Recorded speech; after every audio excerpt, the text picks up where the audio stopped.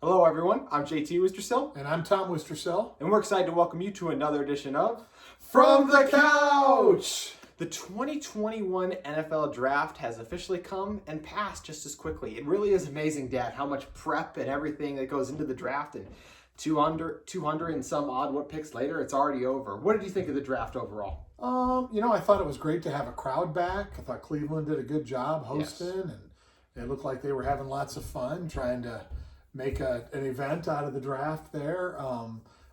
It was too bad some of all the players weren't there. Yeah. And there weren't as many families and all that, but nonetheless, still a good time had by most people.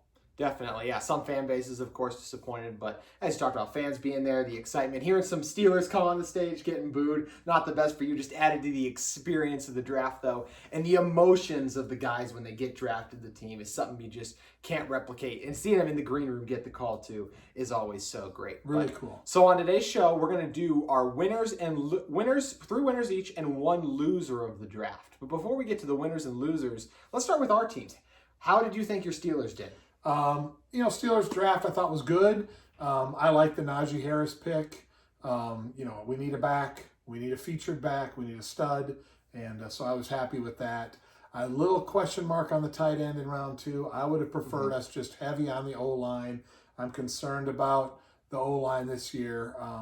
In order for us to do what we want to be able to do, we need to have a upper half O-line, and I don't know if we're there. Don't think we are. So again, the O-linemen we got were fine. The center will probably start, the kid from Illinois, but I don't know. I thought after Najee, I just thought it was okay. So how about your Vikings, JT? My Vikings. So we traded back about in 9 spots, I believe, with the Jets, and only got 2/3. So I was really disappointed at first. But the guy I wanted all along, Christian Darrisaw, franchise left tackle, fell to us. I'm a huge fan of his game. Didn't love the Kellen Mond pick in the 2nd round. I'm a Kirk Cousins guy. I wanted to continue to build now. But when you have 4 picks in the 3rd round, you can afford to do that. So I did like the other picks, grabbing Wyatt Davis, guard from Ohio State, upgrade the offensive line, and the edge guys they got as well. I was really a fan of Janarius Robinson and Patrick Jones II, of course. Both guys I think will have a chance to even contend for a starting spot opposite Danielle Hunter. So I was a fan of my Vikings draft and did like your Steelers draft as well. It'll be fun to see Najee in the black and gold. Yeah, your Vikings almost made my 3 winners. They did? Yes, almost. Wow. Didn't, but almost. Your Steelers were my biggest losers of last year's draft process, and I think I'll take that back because Chase Claypool shocked the world. Jury's still out on Alex Highsmith, but Claypool was a lot of fun. But enough on last year. Let's focus in on this year. Your first winner of the 2021 NFL Draft. I didn't go in order like 1, 2, 3. There's just 3 winners that I had. So my first winner, unfortunately, is the Cleveland Browns. Yeah. I look at it and say they needed cornerback. They got a starting corner. Somehow that Jeremiah Owusu-Koramoah, That's really good pronunciation. that he actually made it that late in round 2 that they were able to get him. I think he's a dynamite player. Can play multiple positions on the defense. I think that they got some other players, but here you're taking a team that is a playoff winning team that filled their 2 biggest needs with starters, and so that's a little scary. I don't like that from the Browns, but was very impressed with what the Browns did for the draft. Yeah, I thought the Browns had a great draft as well, and I'm not going to make it any easier on your Steelers because I also have another winner in the division in the Baltimore Ravens. I think they did a great job adding guys who were going to be impact players from day one, starting out with Rashad Bateman. I think he complements Hollywood Brown extremely well. Very good route runner, so I'm excited to see what he does with Lamar.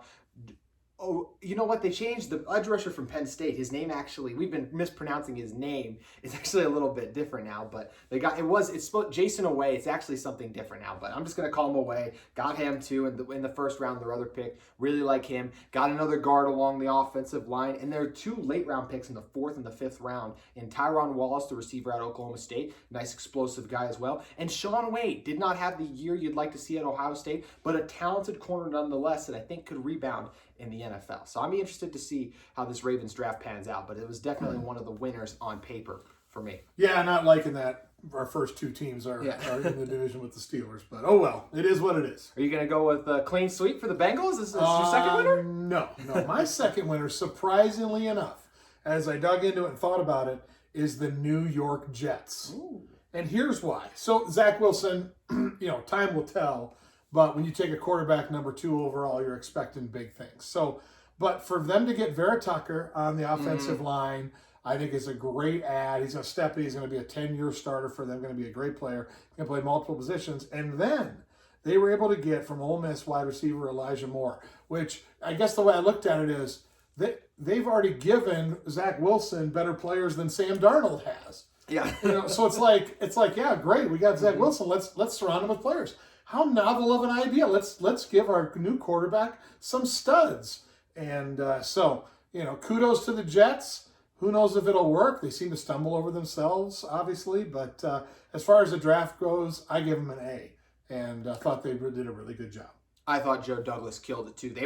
We only have 3 winners. It killed me to leave the Jets out. They were the 4th one I really struggled with. I'll even throw in Michael Carter, the running back that got late, kind of a quick scat back that I think could be a lot of fun in this offense. Who's your second team? I got the Panthers. What's funny is the Panthers were interesting because I didn't love the first pick. I thought Patrick Surtain's a better corner. Farley, if he's healthy as well, but they go J.C. Horn, who I still like and I think will be good. I'm not crazy high on him, and I thought he was the 3rd best corner. But grabbing Terrence Marshall in the 2nd round, thought that was a nice steal. Big-bodied receiver will can come in and not really, his skill set is different than Curtis Samuel, but will come in and replace him in terms of giving them a really good wide receiver trio as well. Brady Christensen out of BYU, I think he'll be a backup tackle while they let Greg Little fill it out, but another guy who could give him a chance. Tommy Tremble out of Notre Dame, fullback tight end kind of guy, physical. They've been really needing a tight end since Greg Olsen retired there. Even the later round guys, Chuba Hubbard had a great college clear. And of course, Deontay Brown was the massive Alabama offensive guard who blew up the internet because of his sheer girth and size.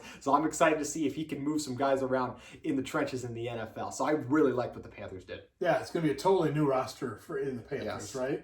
Be really interesting to see how the pieces come together down there for Matt Rule. So we'll see, but it was a good draft, no doubt about it. Yeah, definitely. Matt Rule's tenure has been off to a great start, and good weapons for Sam Darnold as well, who he'll have the best supporting cast as well. You could have talked about the Jets thing. Now he gets the help he needs to. Your 3rd and final winner. 3rd and final winner is in your division, JT, and that is the Chicago Bears. I knew it wasn't going to be the Packers. It wasn't the Packers. So I think here's what people forget about the Bears. They made the playoffs last year. Yeah, I know. In spite of their horrible quarterback situation, they made the playoffs. That's how good that defense is. So now they add, arguably, if not the best, one of the best quarterbacks in the draft with a huge upside. You give him draft 2 offensive linemen, so you got Tevin Jenkins in the 2nd round, Larry Borum from Missouri in the 5th round. But so you need a quarterback so bad. Fields falls to them. They take him, right? They move up. They move up and they get him. Great trade to move up and get him, so they can get their guy. I just am really impressed with what the Bears did, and I don't know if that's been said about the Bears in 20 years that the Bears killed it in the draft. But when you have a glaring need and you can protect your defense, get O-line, boom. Watch out for the Bears in your division, JT. So. Yeah, it could be good. I mean, the only thing I'll still go back to is I just can't believe they decided to sign Andy Dalton and cut their best corner on Kyle Fuller. I love being aggressive and trading up for a quarterback, kind of saving their jobs in my opinion, because it's like, oh, it's the QB's first year, give us some more time. But I loved going up and be aggressive. I'm really interested to see Tevin Jenkins on the left side. He dominated on the right side, but can he play left tackle in the NFL? I'm hoping not, personally, as a Vikings fan. We'll find out. So, okay, who's your 3rd team? So I got the Dolphins. I thought they had another great draft. Brian Flores and everyone in Miami continue to kill it. First, Jalen Waddle. I think Devontae Smith, I think Devontae Smith might be a better player. I am 2A, 2B, but I thought Waddle fit better for them, the Dolphins, because they have these other guys who are a little bit more of the route runner type of guys, Devontae Parker, Preston Williams. I think the way Jalen Waddle complements those guys' skill set with that ability to take the top off the defense is a better fit than another guy who can go get contested balls and be a good route runner, which Smith is. The 2nd first-round pick, Jalen Phillips, my favorite edge rusher in the draft, who has phenomenal what, Dad? Bend. He's got some great bend. Bend. Ready to come and contribute day 1. Defensive Rookie of the Year candidate for sure. Love how he pairs opposite Emmanuel Ogbah. Javon Holland in the 2nd round. Kind of do-it-all DB. I expect him to line up at safety mostly, but when needed, can cover in the slot. Another valuable guy there. And how about Liam Eichenberg, too? Getting an offensive lineman who can be your starting right tackle after you kick Robert Hunt inside. And the icing on the cake was Hunter Long. A lot of Kyle Pitts rumors. They got Hunter Long, the tight end out of Boston College, to back up Pat Freiermuth. The Dolphins continue to kill it. I really love their draft, and I'm excited to see what they do this year and if Tua can put it all together. Okay, you're right. They'll be fun to watch. Got to give them credit there. And they could be in position to win the division. They very well could be. But let's shift to some teams who may not be after this draft, because we each have a loser, and who is your one loser? So I went back and forth with about 3 teams as a loser, and where I finally settled was, I was like, okay, which team did I think didn't help themselves at all? Mm-hmm. And there was simply one team who you can't make an argue for that they helped themselves, and that's the Houston Texans. First of all, they had no draft picks, Nope. right? They didn't have a first or second rounder. So the best, 60-some players are gone, right? Mm-hmm. So then because of the mess they find themselves in with Deshaun Watson, they had to take a quarterback. So the best quarterback available was Davis Mills from Stanford. So looks like a fine player, but is he ready to be an NFL starter sometime in the next couple of years?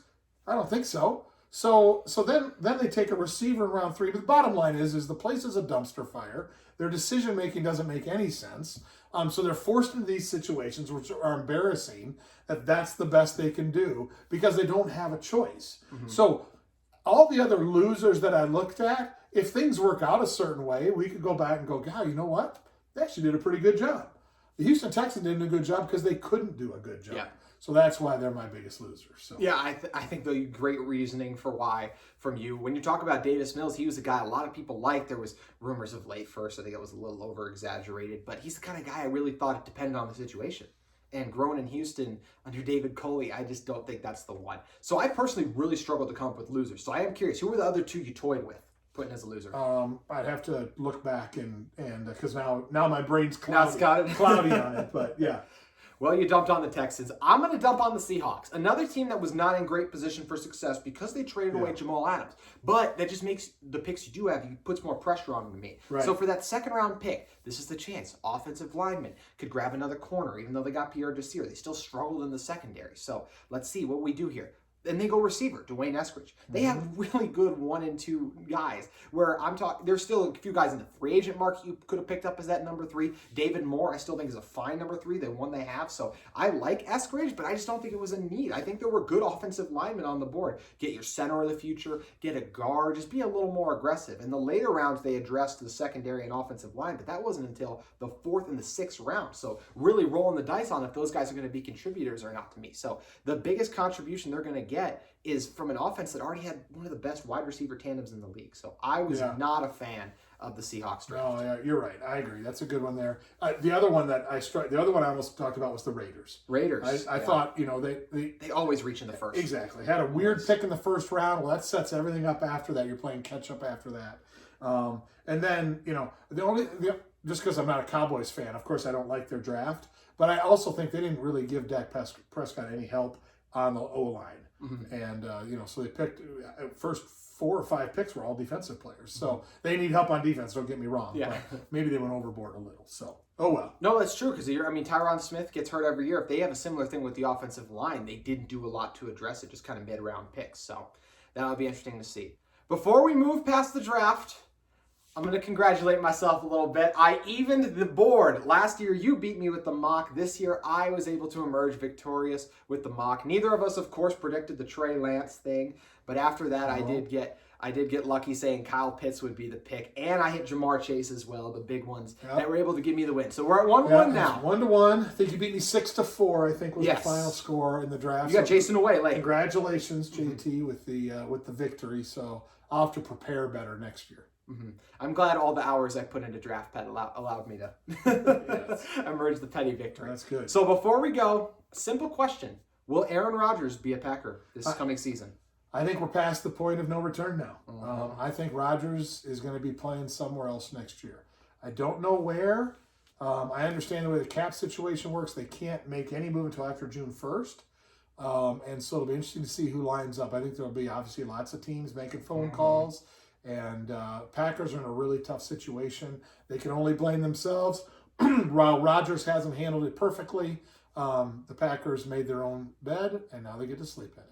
Rodgers will never play for the Packers again. What do you think? I won't go as far as never, just because I still think there's a slim chance they fire that GM and he decides to come back. Slim chance. I don't think either. In my heart of hearts, if you made me bet, I don't think he's going to come back either. He's mad. He's frustrated. Brett Favre said it. I doubt he comes back. It's the same thing. Look, they messed up. We've talked about it so many times, but like they made the NFC Championship game. Yes, they made it back to the NFC Championship game, but they got nothing from the 2020 draft class. Nothing. They got, like I said, it was just a disaster for them. So it just makes it difficult. He's frustrated. He sees how things work down for Tom with the Buccaneers. He thinks I want that as well. And it's not like he's got nothing, but overall, it's just the drafting, the team. When he takes, hey, I really like Jake Kummerow, they cut him 3 days later. It's just not doing things to help fix your relationship. So I understand Aaron, and we'll be very happy if he is out of the division. Yes, that would help out the Vikings tremendously. So we'll see what happens. Yeah, so that's going to close the book on the 2021 NFL Draft. 2022 Draft will be fun in Vegas, a little closer to us, so we'll look forward to that. You're hopefully going in person. Hopefully I will be able to go in person. I planned on 2 years ago until COVID happened, unfortunately. Early name to keep an eye on, Kayvon Thibodeau, the edge rusher out of Oregon. It's the guy who burst onto the scene in the Pac-12 championship game a few years ago with 4 sacks, lining up all over the place. He's a phenomenal player, and you know what, Dad? He's got some great bend to him, too. Oh, boy. Please. But we thank you for joining us as we covered the NFL Draft. We're going to be coming back very soon with the NBA. We were talking some NBA yesterday, getting excited. The postseason's coming up. Going to do some NBA, hit on some NBA awards for the regular season very soon as well. So thank you guys for joining us as always, and we look forward to seeing you next time on another edition of From the Couch! We'll see you next time.